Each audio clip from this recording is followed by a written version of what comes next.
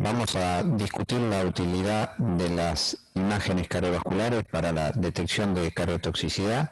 en pacientes que reciben tratamientos con antineoplásicos.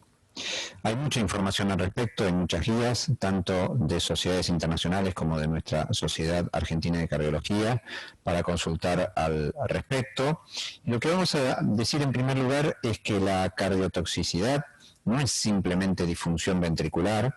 sino que involucra una cantidad de efectos potenciales de los tratamientos oncológicos que pueden incluir la vasoconstricción coronaria con eventos cardiovasculares de tipo isquémico,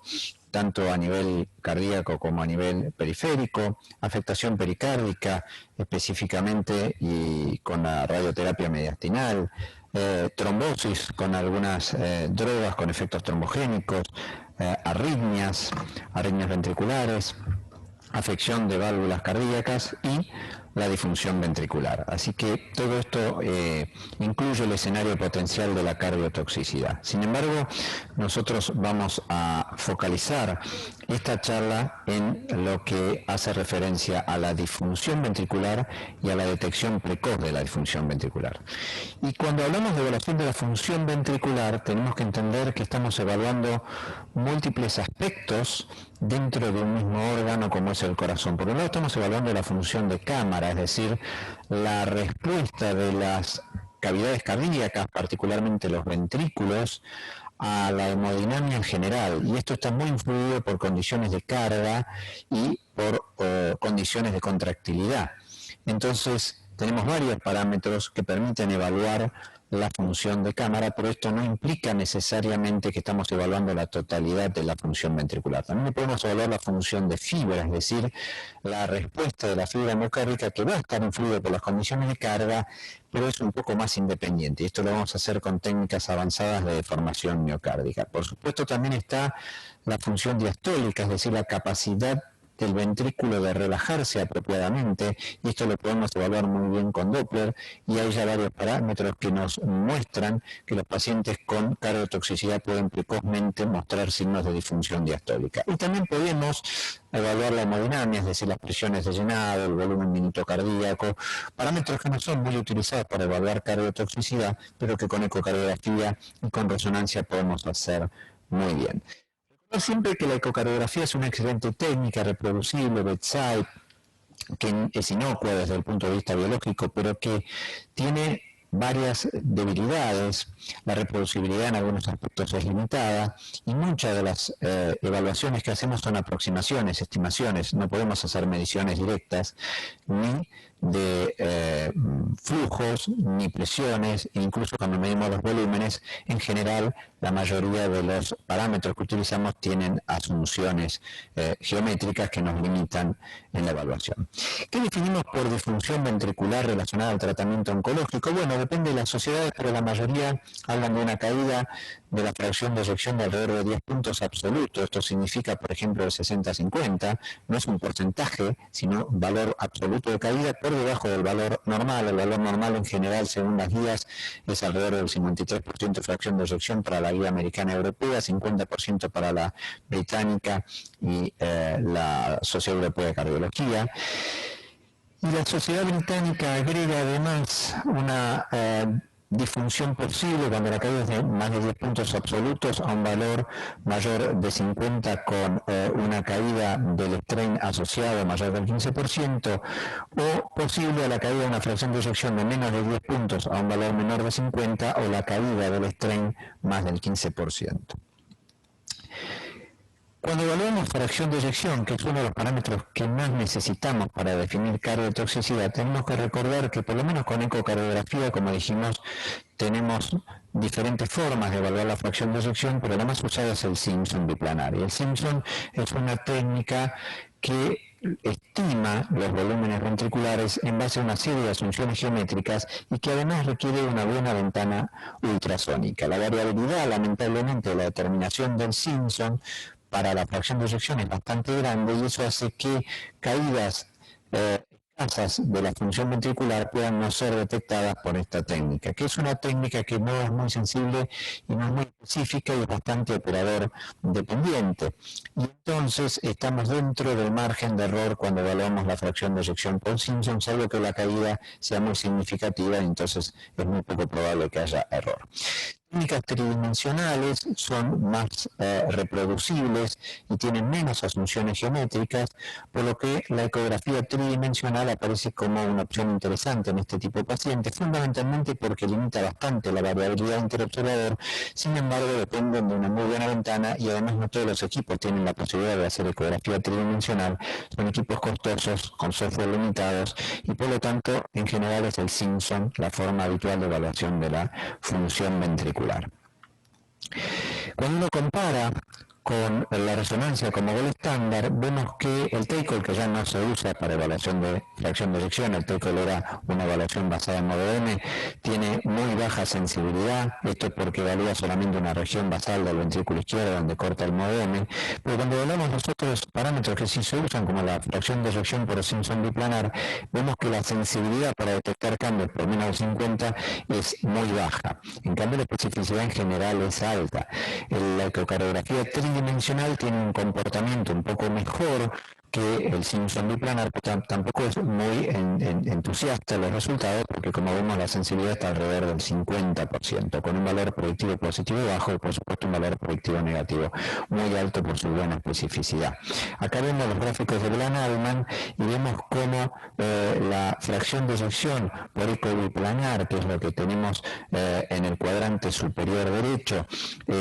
tiene cierto grado de dispersión y la dispersión es menor para la fracción de eyección por 3D que está en el cuadrante superior izquierdo. De todas maneras, la dispersión es amplia y por eso la fracción de eyección por ecocardiografía es un parámetro limitado. Cuando uno compara la variabilidad, además del método de la fracción de eyección, vemos que la ecografía tridimensional es la que muestra menor variabilidad y la variabilidad es bastante importante tanto para el biplanar como para el Simpson triplanar, incluso con la utilización de contrastes, por lo que esta limitación en la sensibilidad para detectar cambios y la variabilidad interobservador son las limitaciones de la fracción de eyección. Cuando uno evalúa una población que no es oncológica, la población del Stitch, y lo muestro porque la evaluación de función ventricular no es muy diferente, y por ejemplo compara la reproducibilidad y la correlación de los métodos, vemos que el ecocardiograma biplanar versus la estimación visual del operador o uniplanar versus la estimación visual es relativamente buena. Esto significa que el operador en realidad está confirmando lo que cree de antemano, o sea, hay una buena correlación entre la impresión subjetiva de la evaluación de ese ventrículo y la medición objetiva por parámetros de Simpson. En cambio, cuando uno compara los diferentes métodos como el SPECT contra el eco, la resonancia contra el eco, incluso la resonancia contra el SPECT, la reproducibilidad y la correlación que tienen esos métodos entre sí no es buena. Es decir que incluso en pacientes no oncológicos, como pacientes con enfermedad coronaria como el Stitch, los métodos para evaluar función ventricular por fracción de eyección no tienen buena correlación. Esto hace que la fracción de eyección sea un parámetro de uso diario, pero limitado en los aspectos sensibilidad y de reproducibilidad. Por eso, las guías recomiendan que si uno va a usar fracción de eyección como único parámetro para evaluar cardiotoxicidad, agregue algún dato objetivo más, como por ejemplo el desplazamiento de los planos del anillo mitral y tricuspidio, el TAPSE y el MAPSE, o el Doppler tisular, que son parámetros de evaluación de función longitudinal de fibra que tienen relativa independencia del operador y mayor reproducibilidad, es decir, incorporar un dato objetivo más a la fracción de eyección. Probablemente lo que ha venido a jugar un rol muy importante en la evaluación de cardiotoxicidad es la deformación miocárdica por speckle tracking, que habitualmente llamamos strain. Strain en realidad es la evaluación de la deformación de un objeto, en este caso la fibra miocárdica. La ventaja del strain es que nos permite evaluar ese ventrículo izquierdo y la función de fibra de manera independiente, relativamente independiente de la impresión visual del operador a través de software específico. Para esto necesitamos de una buena ventana, lo hacemos con las vistas apicales de 4, 3 y 2 cámaras y la vieja evaluación de strain por Doppler tisular prácticamente no se usa hoy en día para la evaluación de la función de deformación miocárdica. Entonces estamos basados en imágenes bidimensionales y la limitación principal de esto es la calidad de la ventana ultrasónica. Hay puntos de corte normales tanto para hombres como para mujeres. En general el punto de corte inferior está alrededor de 17 para hombres, un poquito más para mujeres. Lo otro importante es ver el bullseye, que más allá del valor general de la deformación miocárdica debería tener una distribución relativamente homogénea, como podemos ver en estos bullseye, que nos marque que no haya zonas que no tengan una adecuada deformación. Este es un ejemplo de un paciente que ha tenido cardiotoxicidad por antraciclinas, que había recibido alrededor de 10 años antes, y vemos la marcada afectación del strain longitudinal global con una caída a menos 8%, es decir, una disminución muy importante, una fracción de eyección estimada por eco del 30%.